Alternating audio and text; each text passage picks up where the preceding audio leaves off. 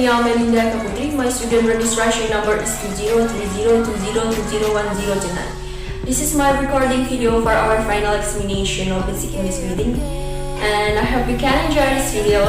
Let's go!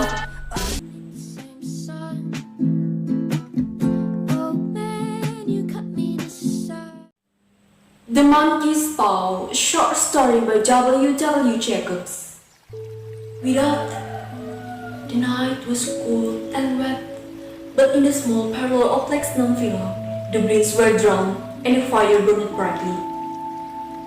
Father and son were at chess, the farmer who possessed ideas about a game involving radical change, putting his king into such sharp and unnecessary perils that it even provoked comment from the red-haired old lady, breathing placidly by the fire.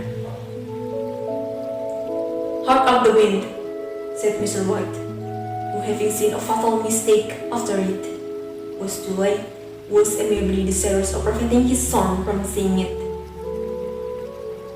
"I'm listening," said the latter, grimly surveying the board as he stretched out his hand. "Check!" "I should hardly think that he had come tonight," said his father, with his hand poised over the board. "Mate," replied the son. "That's the worst of living so far out," bawled Mr. White with sudden and unlooked for violence. "Of all the beastly, trashy, out-of-the-way places to live in, this is the worst. Pathways a bog, and the roads a torrent. I don't know what people are thinking about. I suppose because only 2 houses on the road are left, they think it doesn't matter?" "Never mind, dear," said his wife soothingly. "Perhaps you will win the next one." Mr. White looked up sharply, just in time to intercept a knowing glance between mother and son. The words died away on his lip, and he hid a guilty grin in his thin grey beard. "There he is," said Herbert White, as the gate banged too loudly and heavy footsteps came toward the door. The old man rose with hospitable haste, and opening the door, was heard condoling with the new arrival. The new arrival also condoled with himself, so that Mrs. White said, "Toot! Toot!" and coughed gently as her husband entered the room, followed by a tall, burly man with an eye and rubicund of physique. "Sergeant Major Morris," he said, introducing him. The Sergeant Major shook hands and taking the preferred seat by the fire, watched contentedly while his host got out whiskey and tumblers and stood a small copper kettle on the fire. At the third glass, his eyes got brighter, and he began to talk. The little family circle regarding with eager interest this visitor from distant parts. As he squared his broad shoulder in the chair and spoke of strange scenes and doughty deeds, of wars and plagues and strange peoples. 21 years of it," said Mr. White, nodding at his wife and son. "When he went away, he was asleep of young in the warehouse. Now look at him." "He don't look to have taken much harm," said Mrs. White politely. "I like to go to India myself," said the old man, "just to look around a bit. You know, better where you are," said the Sergeant Major. Shaking his head, he put down the empty glass and singing softly, shook it again. "I should like to see those old temples and fakirs and jugglers," said the old man. "What was that you started telling me the other day about a monkey's paw or something, Morris?" "Nothing," said the soldier hastily. "Please wait, nothing worth hearing." "Monkey's paw?" said Mrs. White curiously. "Well, it's just a bit of what you might call magic, perhaps," said the Sergeant Major offhandedly. His three listeners leaned forward eagerly. The visitor absent immediately, put his empty glass to his lip, and then set it down again. His host filled it for him. "To look at," said the Sergeant Major, fumbling in his pocket. "It's just an ordinary little ball, jarred to a money." He took something out of his pocket and proffered it. Mrs. White drew back with a grimace, but her son, taking it, examined it curiously. "And what is there special about it?" inquired Mr. White, as he took it from his son and having examined it, placed it upon the table. "It had a spell put on it by an old fakir," said the sergeant major, "a very holy man. He wanted to show the fate where people lives, and that those who interpret with it did so to their sorrow. He put a spell on it, so that 3 spared men could each have 3 wishes from it." His manner was so impressive that his hearers were conscious that their white blood shared somewhat. "Well, why don't you have 3, sir?" said Herbert White cleverly. The soldier regarded him in the way the middle-aged is wont to regard presumptuous youth. "I have," he said quietly, and his blotchy face whitened. "And did you really have the 3 wishes granted?" asked Mrs. White. "I did," said the sergeant major, and his blood stepped against his strong teeth. "And has anybody else wished?" inquired the old lady. "The first man had his 3 wishes, yes," was the reply. "I don't know what the first 2 were, but the third was for death. That's how I got the power." His tones were so grave that a hush fell upon the group. "If you had your 3 wishes, it's no good to you now, then, Morris," said the old man at last. "What do you keep it for?" The soldier shook his head. "Fancy, I suppose," he said slowly. "I did have some idea of setting it, but I don't think I will.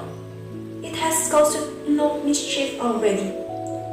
Besides, people won't buy, they think it's a fairy tale. Some of them. And those who don't think anything of it want to try it first and pay me afterward." "If you could have another 3 wishes," said the old man, eyeing him keenly, "would you have them?" "I don't know," said the other. "I don't know." He took the paw and dangling it between his burnt finger and tongue, suddenly threw it upon the fire. White, with a slight cry, stooped down and snatched it off. "Better let it burn," said the soldier solemnly. "If you don't want it, Morris," said the old man, "give it to me." "I won't," said his friend doggedly. "I threw it on the fire. If you keep it, don't blame me for what happens." Pitch it on the fire again, like a sensible man. The other shook his head and examined his new position closely. "How do you do it?" he inquired. "Hold it up in your right hand and whistle aloud," said the sergeant major. "But I warn you of the consequences." "Sounds like the Arabian Nights," said Mrs. White, as she rose and began to set the supper. "Don't you think you might wish for 4 pairs of hands for me?" Her husband drew the talisman from his pocket, and then all 3 burst into laughter as the sergeant major, with a look of alarm on his face, caught him by the arm. "If you must wish," he said gruffly, "wish for something sensible." Mr. White dropped it back into his pocket and placing chairs, motioned his friend to the table. In the business of supper, the talisman was partly forgotten, and afterward the 3 sat listening in anticipation to the second installment of the soldiers' adventures in India. "If the tale about the monkey's bow is not more truthful than Lucy has been telling us," said Herbert, as the door closed behind their guest, just in time for him to catch the last train. "We shan't make much out of it." "Did you give me anything for it, father?" inquired Mrs. White, regarding her husband closely. "A trifle," said he, coloring slightly. "He didn't want it, but I made him take it, and he pressed me again to throw it away." "Likely," said Herbert, with pretended horror. "Why, you are going to be rich and famous and happy Wish to be an emperor, father. To begin with, then you can be handpicked. He darted around the table, pursued by the maid and Mrs. White armed with an antimacassar. Mr. White took the paw from his pocket and ate it joyously. I don't know what to wish for, and that's a fact, he said slowly. It seems to me I've got all I want. If you only cleared the host, you would be quite happy, wouldn't you? Said Herbert with his hand on his shoulder. Well, wish for 200 pounds, then that'll just do it. His father, smiling shamefacedly at his own credulity, held up the talisman as his son, with a solemn face somewhat marred by a wink at his mother, sat down at the piano and struck a few impressive chords. I wish for 200 pounds, said the old man distinctly. A fine crash from the piano greeted the words, interrupted by a shuddering cry from the old man. His wife and son ran toward him. It moved, he cried, with a glance of disgust of the object as it lay on the floor. As I whistled, it twisted in my hand like a snake. Well, I don't see the money, said his son, as he picked it up and placed it on the table. And I bet I never shall. It must have been your fancy, father, said his wife, regarding him anxiously. He shook his head. Never mind, sir. There's no harm done, but it gives me a shock of shame. They sat down by the fire again while the two men finished their bibs. Outside, the wind was higher than ever, and the old man started nervously at the sound of a door banging upstairs. A silent, unusual, and depressing setup of an old tree, which lasted until the old couple rose to retire for the night. I expect you will find the cat straight up in a big bag in the middle of your bed, said Herbert, as he bade them good night. And something horrible squatting up on top of the warden watching you as you pocket your ill-gotten earnings. In the brightness of the wintry sun next morning, as it shone over the breakfast table, Herbert looked at his fears. There was an air of prosaic wholesomeness about the room which it had left on the previous night, and the dirty, shriveled little paw was pitched on the sideboard with a carelessness which betokened no great belief in its virtues. I suppose all old soldiers are the same, said Mrs. White. The idea of our listening to such nonsense. How could wishes be granted in these days? And if they could, how could 200 pounds hurt you, father? Mike dropped on his head from the sky, said the breathless Herbert. Morris said that things happen so naturally, said his father, that you might if you so wished, attribute it to coincidence. Well, don't break into the money before I come back, said Herbert, as he rose from the table. I'm afraid it'll turn you into a man, a ferocious man, and we shall have to disown you. His mother nodded, and following him to the door, led him down the road, and returning to the breakfast table, was very happy at the expense of her husband's credulity, all of which did not prevent her from securing to the door at the postman's knock, nor prevent her from referring somewhat shortly to retired Sergeant Major of People's Habits, when she found that the post brought a tailor bills. Herbert will have some more of his funny remarks, I expect, when he comes home, she said, as they sat at the dinner.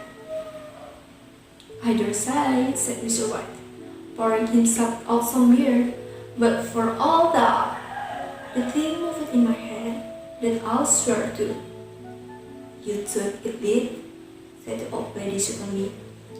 I say it did, replied the other. There was no talk about it. I had just... What's the matter? His wife made no reply. She was watching the mysterious movement of a man outside, who peering in an undecided patient at the house appeared to be trying to make up his mind to enter. In mental connection with the 200 pounds, she noticed that the stranger was well dressed and wore a sick hat of blushing newness. 3 times he paused at the gate and then walked on again. The 4th time he stood with his hand upon it, and then with sudden resolution flung it open and walked up the path. Mrs. White at the same moment placed her hand behind her and hurriedly unfastening the string of her apron, put that useful article of apparel beneath the cushion of her chair. She brought the stranger, who seemed ill at ease, into the room. He gazed furtively at Mrs. White and listened in preoccupied fashion as the old lady apologized for the appearance of the room and her husband cut, a German which he usually reserved for the garden. She then waited as patiently as her sight would permit for him to broach his business, but was at first strangely silent. "I was asked to call," he said at last, and stooped and picked a piece of cotton from his trousers. "I come from M.Hum makings." The old lady started. "Is anything the matter?" she asked breathlessly. "Has anything happened to Herbert? What is it? What is it?" Her husband interposed. There, mother," he said hastily. "Sit down, and don't jump to conclusion. You have not brought a bad news, I'm sure, sir," and he added the other wistfully. "I'm sorry," began the visitor. "Is he hurt?" demanded the mother. The visitor bowed in accent. "Badly hurt," he said quickly, "but he is not in any pain." "Oh, thank God," said the old woman, clasping her hands. "Thank God for that. Thank." She broke up suddenly as the sinister meaning of that assurance dawned upon her, and she saw the awful confirmation of her fears in the other averted face. She caught her breath and, turning to her slower witted husband, laid her trembling old hand upon his. There was a long silence. "He was caught in the masonry," said the visitor at length, in a low voice. "Caught in the masonry?" repeated Mr. White in desperation. "Yes," he said, starting blankly out of the window, and taking his wife's hand between his own, pressed it as he had been wont to do in their old courting days nearly 40 years before.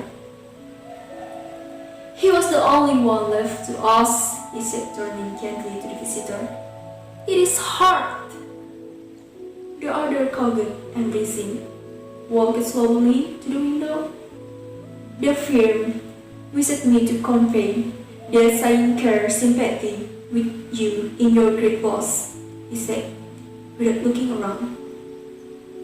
"I bet that you will understand I'm only their servant and merely obeying orders." There was no reply.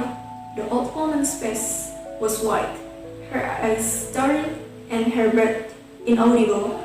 On the husband's face was a look such as his friend the surgeon might have carried into his first action. "I was to say that you and Megan disclaim all responsibility," continued the other. "They admit no liability at all, but in consideration of your son's services they wish to present you with a certain sum as compensation." Mr. White threw his wife's hand and rose to his feet, gazed with a look of horror at his visitor.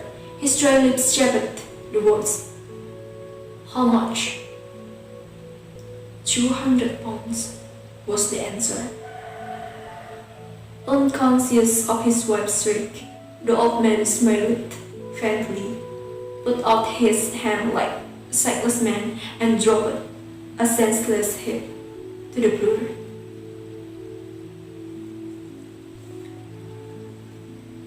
In the huge new cemetery, some 2 miles distant. The old people buried their dead and come back to a house steeped in shadow and silence. It was all over so quickly that at first they could hardly realize it, and remained in a state of expectation as to of something else to happen. Something else which was too latent dissolved, too heavy for old heart to bear. But the days passed, and expectation gave place to resignation, the hopeless resignation of the old.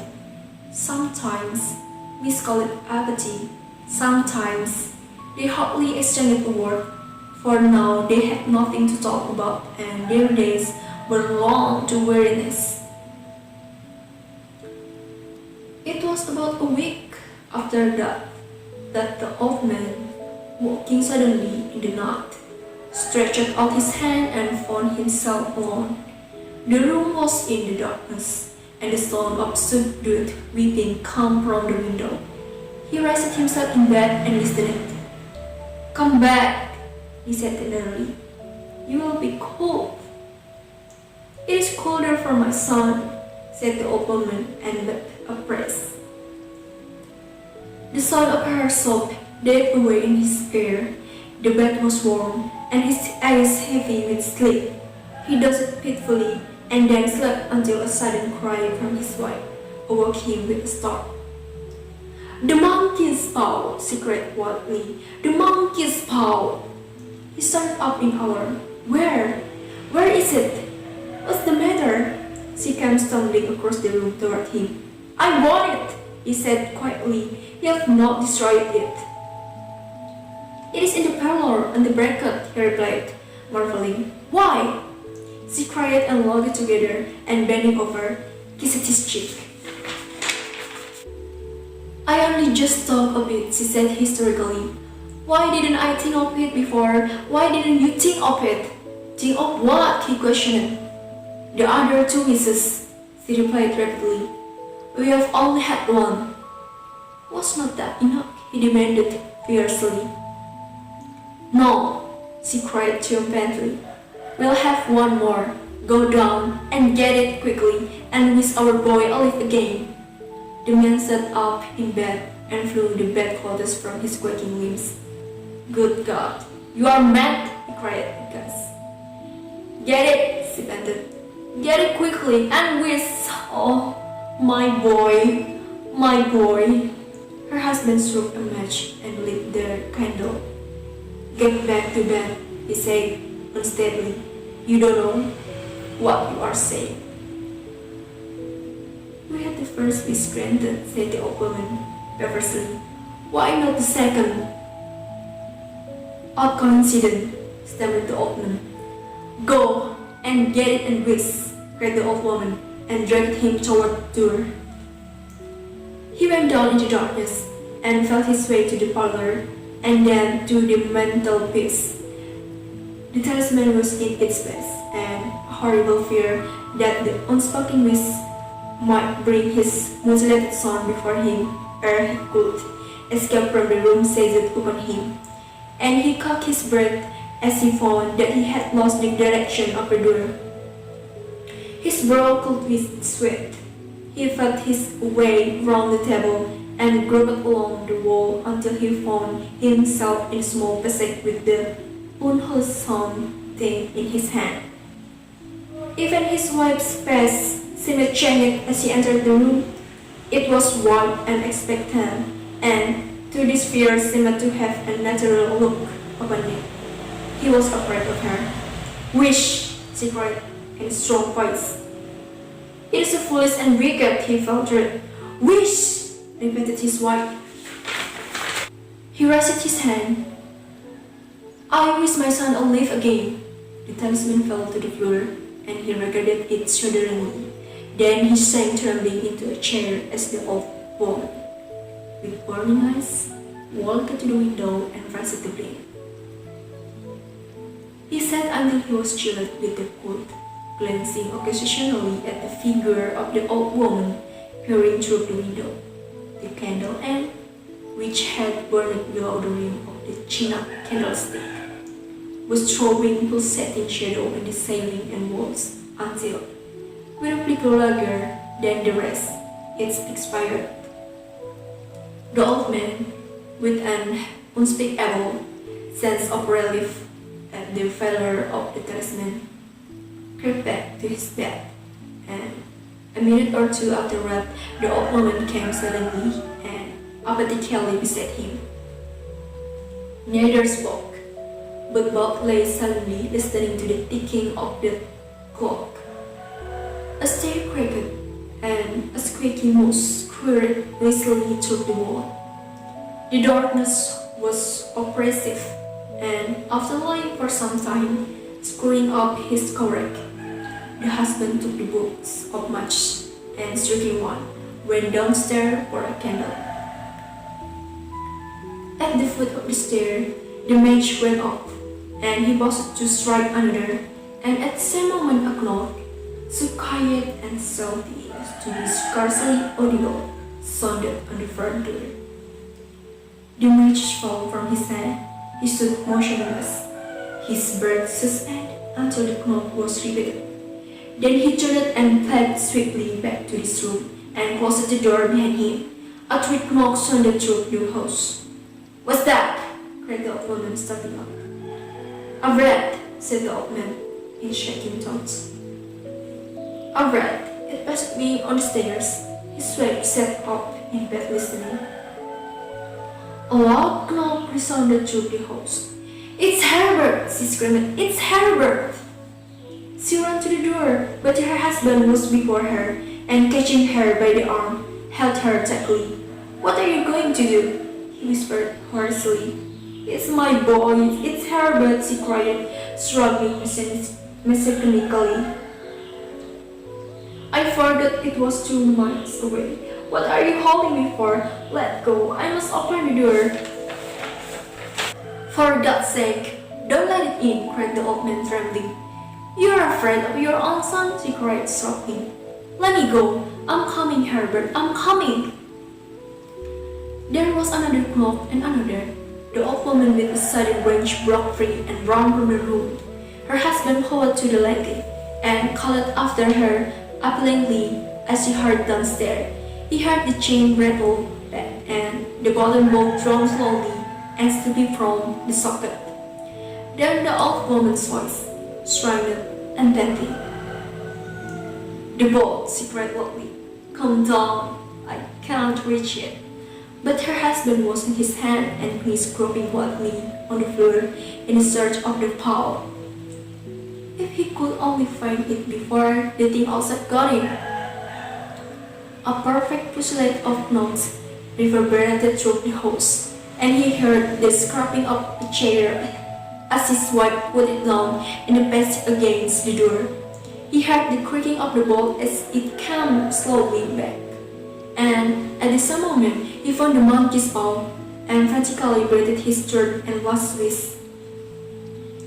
The knocking ceased suddenly. Also, the echoes of it were still in the house. He heard the chair drawn back and the door opened. A cold wind rustled up the staircase, and a long, loud wail of disappointment and misery from his wife gave him courage to run down to her side, and then to the gate beyond. The street lamp flickering opposite shone on a quiet and deserted road.